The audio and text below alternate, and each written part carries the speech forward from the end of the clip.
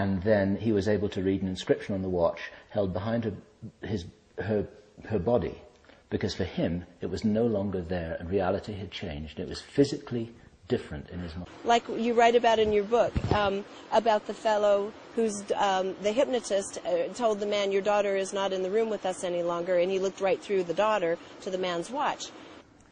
He tells a story in here, which is so brilliant. That's why I do tell it quite often, because it's so symbolic of what I'm talking about.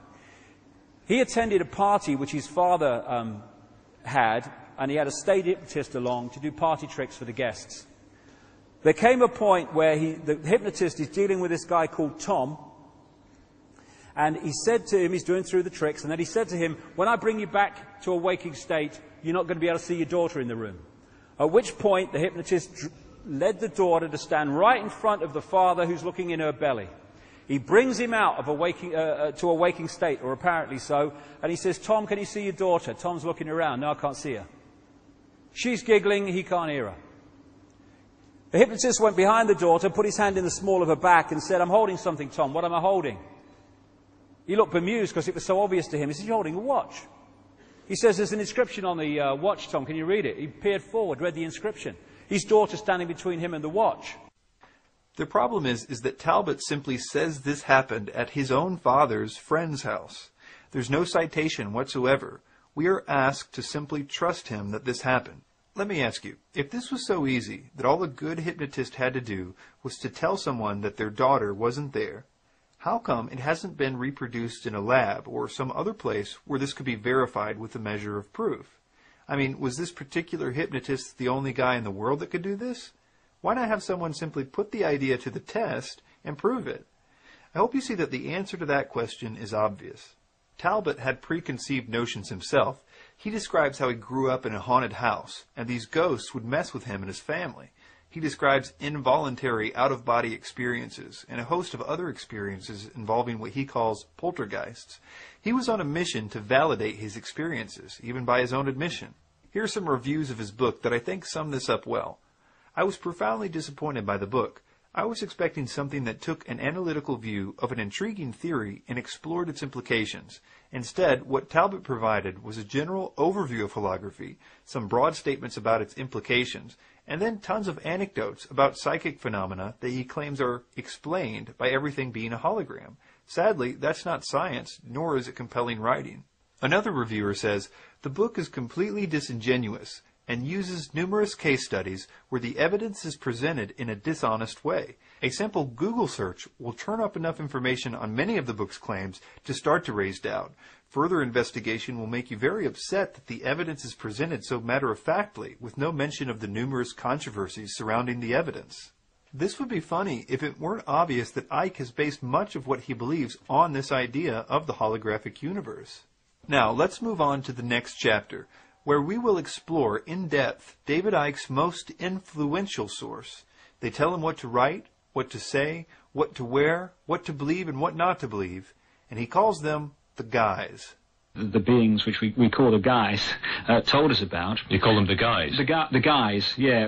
But the beings like Taro, Rakowski. And yeah, that's right. It's highly likely that I'm something to do with the whole process because I'm interviewing you. Well, it's difficult because I need to check all this out because you're throwing this at me and I need to sit down and check this out with the guys. But I would said that you were certainly involved in a great chance of being involved at that time. David often says that these beings have always guided him. It was the same beings that originally contacted him that are still guiding him. Well, I've been on a long journey of nearly 20 years now, consciously doing this, and some force has been pushing me in different directions. In Love Changes Everything, he says, those who are helping the planet and humanity through this crucial period in their evolution, they have asked me to put together in this book all that I have learned so far, and that, quote, communicating with such beings on other levels of creation is the most natural thing in the world. When he describes how it is that this communication with the guys takes place, he says, quote, this process is called channeling. The thought forms can be turned into written words. This is known as automatic writing. Your hand writes on the paper, sometimes with incredible speed, but the words and information are not yours and could not possibly be yours because you often know nothing about the subjects taking shape in front of you. It is also possible to hear the thought forms as a soft, gentle voice inside your head. I call this method getting it direct. On a more limited level, it is possible to communicate through dowsing. Perhaps do you actually hear the voices in your head?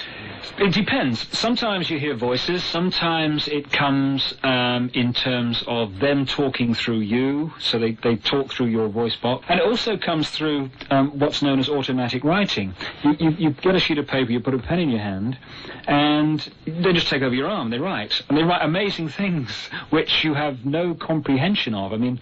He also still quotes from them from time to time as evidence that he still considers the information accurate. An example is that he closes most of his lectures with a quote from a being named Magnu from his book Love Changes Everything. And he says that his words are really their words. And wonder where they came from. They will be our words. These beings, as we saw in the first chapter, dictated the belief system of theosophy to him. And although he does not call it that today, it is clear that that's what it is. Given what we learned in the first section about the connection to Alice Bailey, who also was in contact with entities, how can we be sure that Icke is not listening to the wrong spiritual forces, the ones that seem to be orchestrating the New World Order? He's the first to admit that these beings exist. We can gain some wisdom from a man some of you may know named Terence McKenna. He was a man who encountered several beings from other dimensions, according to his books. He had some sobering words for people like David Icke when he said, "It is no great accomplishment to hear a voice in the head. The accomplishment is to make sure it is telling the truth, because the demons are of many kinds. There is no dignity in the universe unless we meet these things on our feet, and that means having an I-thou relationship. One say to the other, you say you're omniscient, omnipresent, or you say you're from Zeta Reticuli. You're long in the talk, but what can you show me?" Magicians, people who invoke these things, have always understood that one must go into such encounters with one's wits about oneself. You can get a few things from this quote. Number one, McKenna believed that extra-dimensional entities were prone to lying about their identities. And number two, they were able to be summoned in magic rituals. And number three, that they don't necessarily have our best interest in mind, although they always would present it in that way in order to be trusted or to get us to do whatever they wanted us to do. I find it very interesting that McKenna said that the same entities that don't need to be trusted are the same ones that occultists summon in rituals. Although McKenna seemed to know that these entities were deceptive, he still sought contact with them, and he even attributed his amazing ability to speak eloquently to possession by one of them. He says, "After the experiment at La Correa, I had apparently evolved into some sort of mouthpiece for the incarnate Logos. I could talk to small groups of people with what appeared to be electrifying effect about peculiarly transcendental matters that you will read about in these pages. It was as though my ordinary, rather humdrum personality had simply been turned off, and speaking through me was the voice of another, a voice that was steady, unhesitating, and articulate, a voice seeking to inform others about the power and promise of psychedelic dimensions."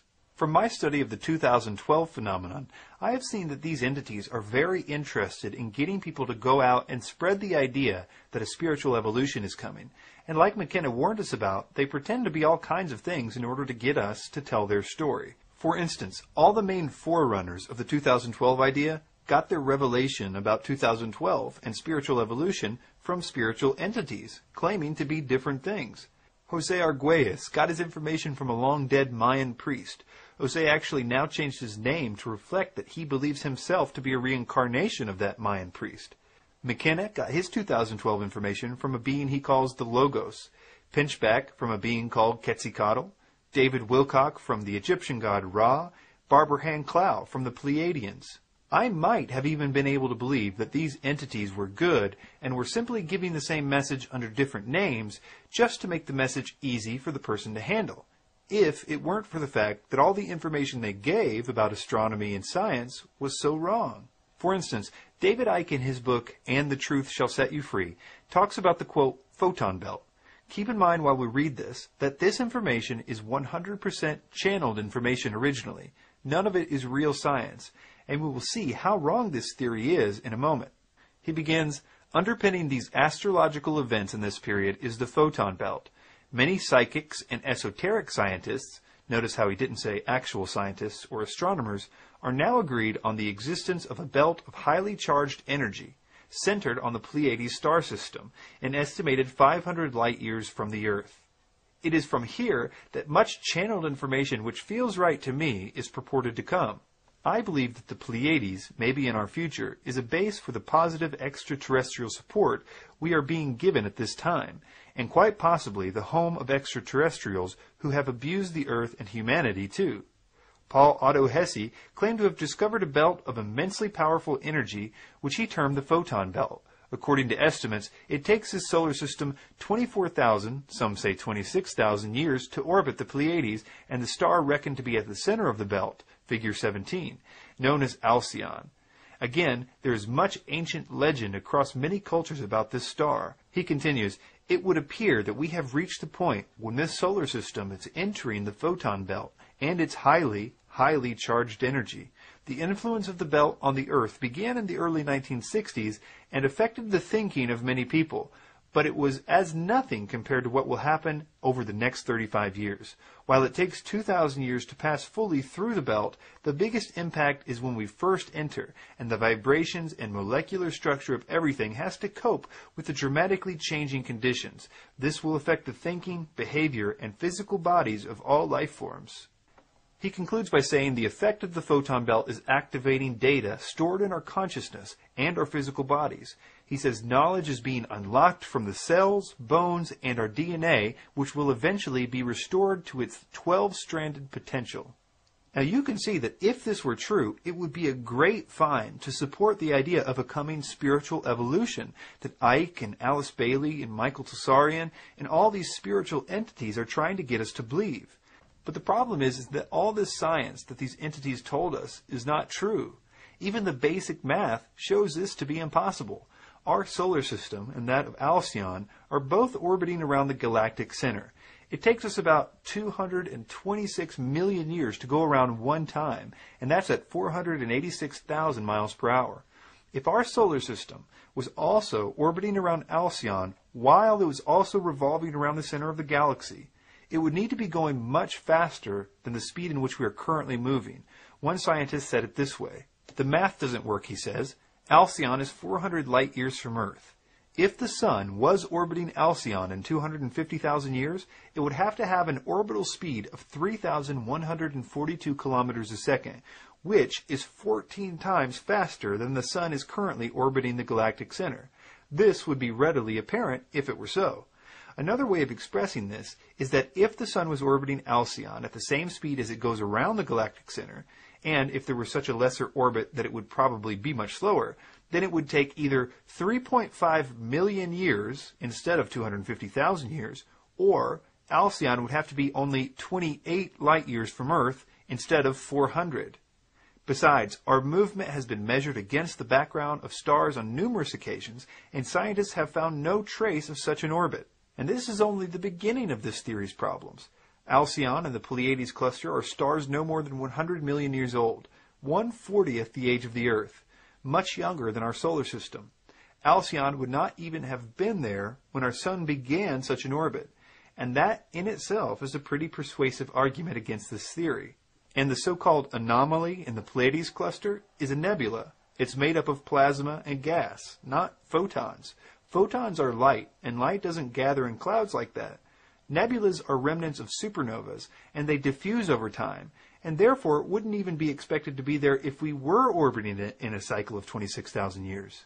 The core of the Pleiades cluster is approximately 8 light years across. The Sun, and with it the Earth, is moving away from Alcyon. This should be the final nail in the coffin of this theory. So, these entities are either really bad with science, or they are intentionally deceiving us to believe in a Hitler-esque fifth root race spiritual evolution. We will look at the possible motives for that theory in the next and final section. But for now, I want to propose a theory about what these beings are. Most of you will recoil at my suggestion that these are demons. But before you do, I think that the science of anthropology will help us to see that every culture has agreed on demons existing and on their basic characteristics. For instance, of them being very evil. For example, the Sumerians could not even agree if their gods were good or evil, but they were unanimous that the demons they dealt with were very evil. Cultures around the world have described possession by these evil entities in their writings, as well as demons being very deceptive and manipulative. The methods for summoning them are consistent. Certain drugs or rituals or tools like runes or chants. It's interesting to note that the methods for making contact are ultimately based on the free will of the practitioner. What I mean by that is that according to basic demonology, demons require an invitation.